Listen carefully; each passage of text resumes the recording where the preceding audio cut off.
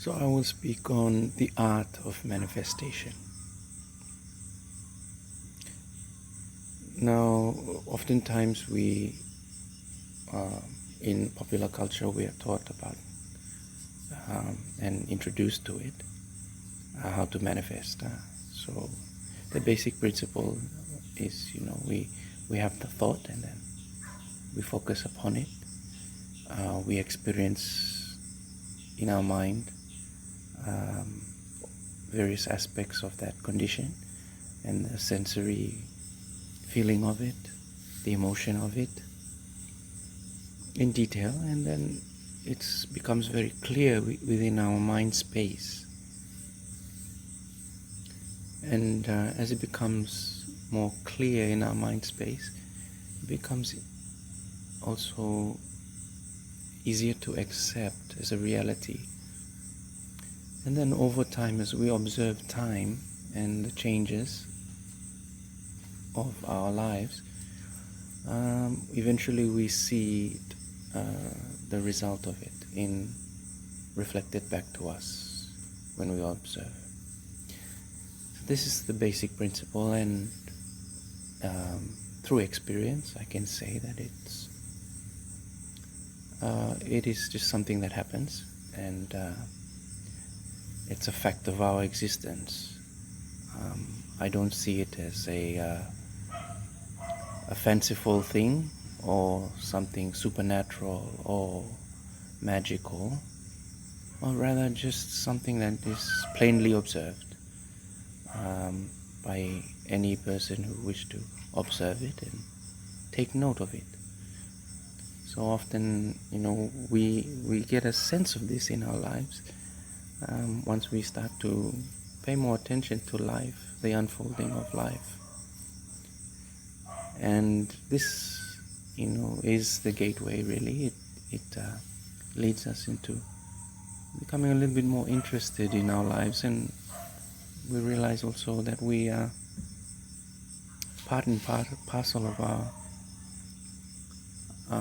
in the creation of life, and we realize the extent to which we influence our experience. So in not only in the physical,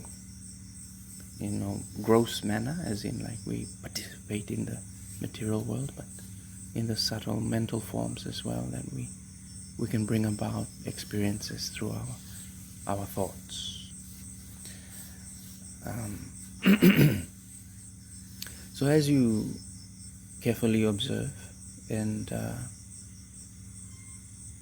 you see how subtle it is, and how it can also be, if you just beginning to realize this, and you've come across some teachings, popular teachings, and you've heard some speak of it. Usually we approach it at a very superficial level, and we think of, okay, I want a house like this, or I want a car like this, I want a relationship like this, I want to have a lot of money, material possessions, and of course all those things can be manifested. However, if we look a little bit deeper into it, we realize also that sometimes these things that we want, that we desire, we expect those things to satisfy us, or to bring about happiness in our lives. However, often when we have not really understood our desire, when we have not really understood ourselves, if we've not really come to terms with or grasped our true identity, this is where we easily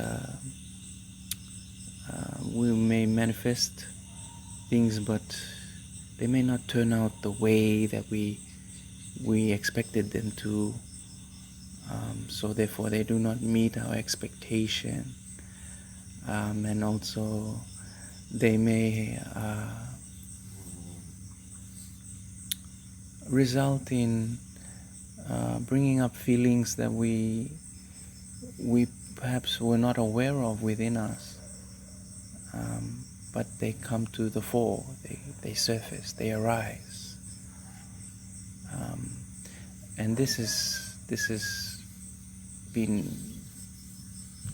talked about in the Buddhist culture, the experience of the material world, the world of form, as the wheel of samsara, and often termed as the experience as karma, where the things that we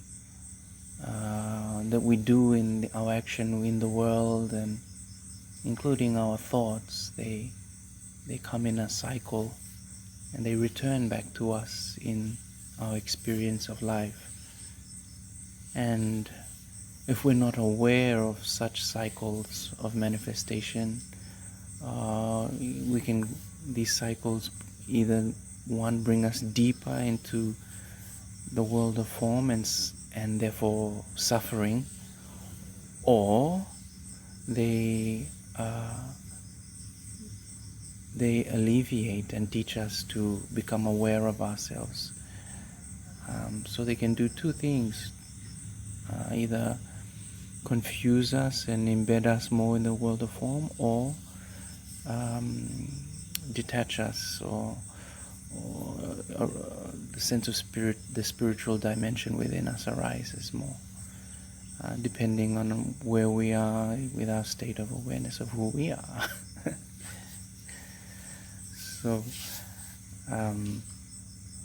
if we have very shallow thoughts of manifesting desires without fully understanding where they're coming from, we become more engrossed in our desire, and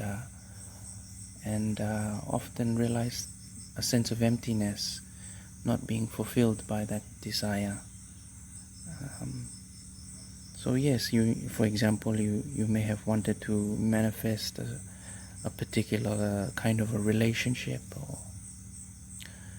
and if you're not really aware of how you feel about it while you're manifesting it, and there are certain emotions, certain traumas that may have been experienced in the past, that you may associate with that thought in your mind. And if you're not aware of it, you'll soon become aware of it when it manifests. And the wheel of samsara and karma is discussed in the Buddhist philosophy, is evident there.